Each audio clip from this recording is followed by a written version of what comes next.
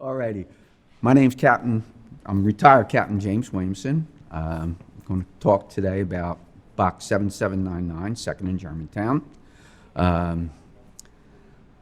was assigned to Engine 29. I was just beginning my 10th year as a firefighter. Came in for my last night work. That morning, or that night, we had a nice dinner, which I made, beef stir fry. And the next day, we were going to be participating in the Vietnam Veteran Memorial Run. So went to bed, trying to get a decent night's sleep before the fire. You don't have to put that in. And at 4:20, box came in, 7799, 2nd in Germantown, Engine 29, first in. When we pulled around the corner, we had heavy fire and evidence for a 3-story vacant, which had hit the Bravo exposure, and both dwellings were fully involved in fire. We took a reverse lay, dropped the bag off in front of the fire dwelling. Pump operator Donnie Pearl went to a hydrant, stretching the 3-inch, and we hooked up. And as we were waiting for water, my packman and I, Dennis Bonner, and myself, I was the tip man, we assessed the scene. We had looked in the front door, and I could see that the second floor stairway was fully involved in fire, and that the party wall to the adjacent dwelling had been breached, and heavy fire was communicating through both. So Dennis and I made the conscious decision that we would give it a hit from the doorway and then move out into the street and not attempt to make any type of interior attack.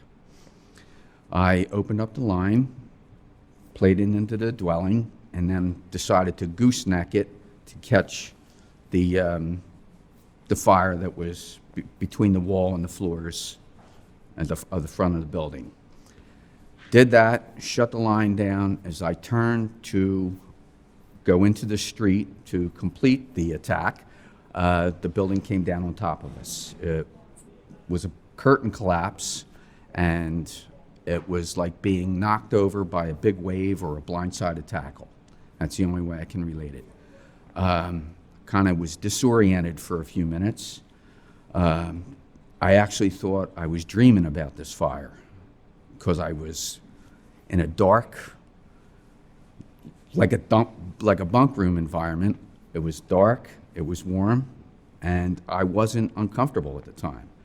So I'm thinking, well, let me go to the bathroom in case a box is going to come in. And as I went to get up to move, I couldn't move anything.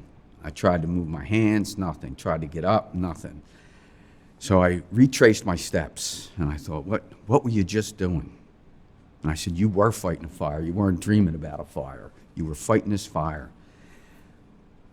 And that realization came that I was now under the building and didn't know if everybody else, or just myself and Dennis were under this building or what. Didn't know what the situation was.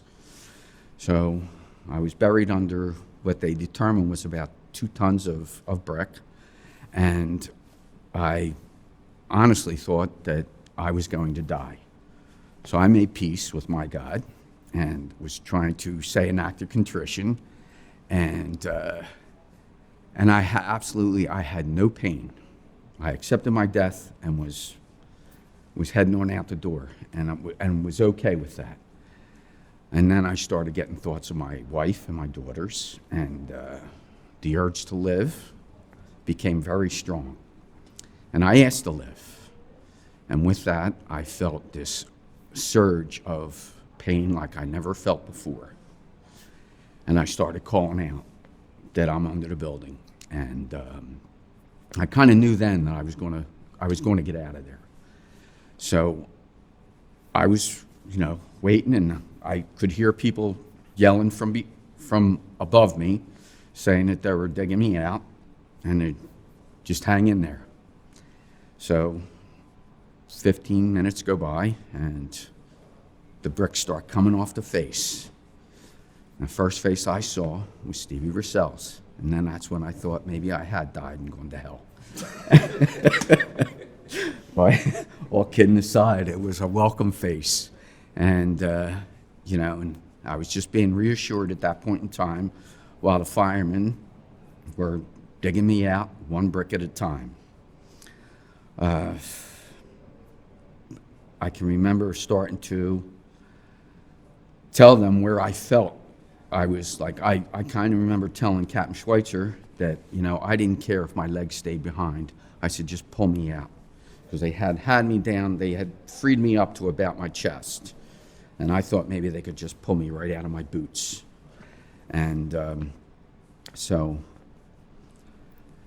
they couldn't. So I remember telling them that it felt like there was a beam across my legs.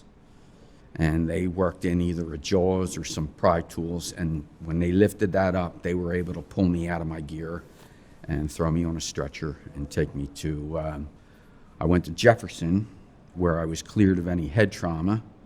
Dennis, who, we both went to Jefferson Hospital, he did have multiple injuries, head, neck, face, and I had all burn injuries, no broken bones. So once they stabilized me at Jefferson Hospital, I was transferred to St. Agnes Burn Center. And there is where I received outstanding burn care. Dr. Daniel DeClement and Hensel were the two burn physicians that took care of me. And from that point on, I knew I was going to basically be okay. I had three surgeries, skin graft surgeries, and a partial amputation of my finger because I said I couldn't move my hands. Well, the bricks actually burnt the tip of my finger off. The temperatures under there, they said, were between 500 and 700 degrees. And when I tell you that little things on a job make a big difference, little things make a big difference. Number one, we decided, the tip man and the pack man, that we weren't going to enter that building, that it was a lost cause. There was one piece of tin on the second floor of the fire building. That piece of tin came down and was over top of my chest. My face shield, a brick knocked it down and created a breathing space. Since we weren't going in, we didn't put our packs, we had them on our backs, but we didn't put them on. That saved our lives, because if we had our packs on, we wouldn't have been dug out in time. The piece of tin deflected enough bricks to where I had enough room to just breathe. If the bricks had been laying directly on my chest, I wouldn't have been able to expand my lungs and take in any air. If the face shield hadn't come down and given me 3 inches of separation, I would have burnt my airways to a point where they could have been too swollen and I wouldn't have been able to breathe again. So those little things make all the big differences in the world. And sometimes it's just things you don't even think about that ended up making a big difference. Firemen are going to do what firemen do, and that's go in. Philadelphia is an interior firefighting department, and we do that. We go into a dwelling. And we made the decision not to go into that dwelling. Now, I didn't see any indicators, any pushing through the bricks, no smoke emanating in between bricks or anything like that. Nothing really other than what we sized up when we were in the doorway. And really, we were in a danger zone then, but the indicators were, normally we would have been right in there. Normally I would have opened up that line as I was going through the front door, and it would have been an interior attack. But the indicators were the stairs were out, the party wall was breached, and there was no going into the first floor if we couldn't make the second. So that was our decision, and they were our only indicators as far as I was concerned anyway.